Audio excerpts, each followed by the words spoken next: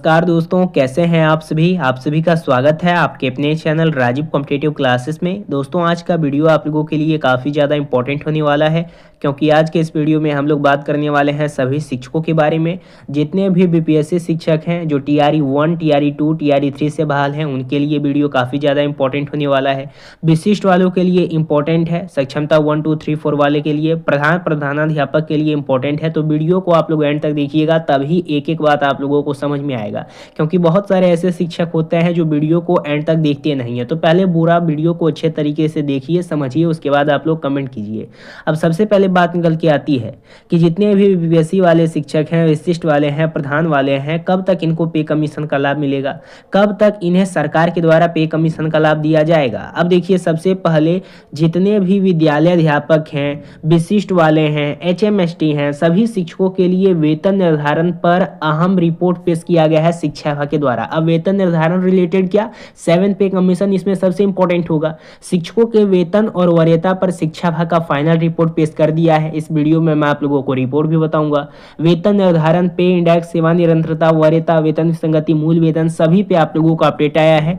उसके साथ post grade pay, basic पे के आधार पे बताया गया है शिक्षकों को क्या क्या सुविधा मिलेगा, इसके बारे में जानकारी दी गई है। अपडेट देख लेते हैं, अपडेट क्या है। सबसे पहला आप लोगों का यहाँ पे अपडेट निकल के आता है कि सभी शिक्षकों को यहाँ पे कमीशन का लाभ दिया जाएगा। अब सबसे पहले देखिए, सभी शिक्षकों को क्या 7 पे कमीशन का लाभ दिया जाएगा, तो इसका राइट आंसर है यस। अभी जो आप लोगों का शिक्षा विभाग के तहत आप लोगों का वेतन निर्धारण का रिपोर्ट पेश किया गया है, उसमें स्पष्ट रूप से कहा गया है कि जिनको राजकर्मी का दर्जा प्राप्त है उनको पे कमीशन का लाभ दिया जाएगा। बस एक छोटा सा क्राइटेरिया बनाया गया है कि 2 साल का सर्विस कंप्लीट करना है, 2 साल का प्रोविजन पीरियड कंप्लीट करना है। तो विद्यालय अध्यापक में जो टीआरई 1 के तहत सेलेक्टेड कैंडिडेट हैं उनको तो पहले मिल जाएगा। टीआरई 2, टीआरई 3 विशिष्ट वाले सभी लोगों को, एचएमएसटी सभी लोगों को थोड़ा सा इंतजार करना होगा। जब तक 2 साल का क्राइटेरिया आप पूर्ण नहीं करते हैं, आपको पे कमीशन का लाभ नहीं मिलेगा, और बाकी इससे रिलेटेड जो सुविधा है वो भी नहीं मिलेगा। तो आप लोगों का कम से कम 26 चला जाएगा, 26 में जाके कंप्लीट होगा, किसी का 27 में भी हो सकता है।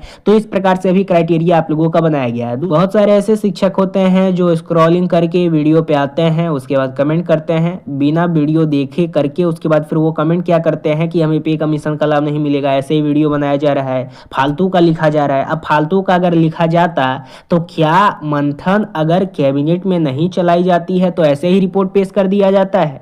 मंथन आप लोगों का चलाया जाता है, मैं खुद सचिवालय जाता हूं, वहां पे जानकारी इकट्ठा करता हूं, उसके बाद वीडियो बनाता हूं, तब आप लोगों को सही जानकारी मिल पाता है। इसलिए आप लोगों को ट्रस्ट करना चाहिए। सबसे इंपॉर्टेंट बात यह है कि बहुत सारे शिक्षकों का कहना है कि ऐसे वीडियो बना दिया जाता है। देखिए, आप लोगों का जो मूल वेतन होता है उस पर अभी मंथन जारी है, ऐसा नहीं है कि फाइनल जजमेंट प्रकाशित कर दिया है, मंथन तो जारी ही रहता है।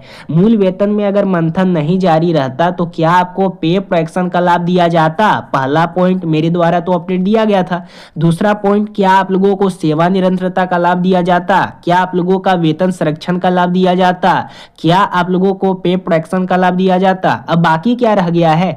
58% डीए के साथ कई बार चर्चा किया, 58% का नॉलेज था, तब मैंने आप लोगों को बताया कि हाँ भैया, भविष्य में आपको 58% की लागत से सैलरी दिया जाएगा, इस बार का पेमेंट दिया जाएगा। तो 58% से मिलने लगा कि नहीं? जो भी आप लोगों को अपडेट दिया जाता है वो 100% तय है, क्योंकि आप लोगों का कैबिनेट में हमेशा मंथन चलता रहता है, वहां से जजमेंट पारित किया जाता है, तब आप लोगों को बहुत सारा चीज का लाभ मिला है। बस एक और रह गया है 7 पे कमीशन, उसके बाद आगे चल के 8 पे कमीशन, तो उसका भी लाभ आप लोगों को जल्द ही मिल जाएगा। ज्यादा आप लोगों को टेंशन करने वाली बात नहीं है, क्योंकि कई शिक्षकों के द्वारा केस कर दिया है। अभी तक 5 केस यहाँ पे किया जा चुका है। 5वां जो सबसे इंपॉर्टेंट केस है वो एचएमएसटी के द्वारा जयप्रकाश बनाम के तहत उनका लिस्टिंग हो चुका है। सब केस को एक साथ मर्ज करके आज ना कल आप लोगों का सुनवाई होगा, और 99% चांस ये है कि जजमेंट आप ही लोगों के फेवर में आएगा। तो टेंशन लेने वाली बात क्या है? हमेशा आप लोगों को पॉजिटिव रहने के लिए कहता हूं, हमेशा आप लोग पॉजिटिव रहिए, कभी भी निगेटिव सोचिए नहीं,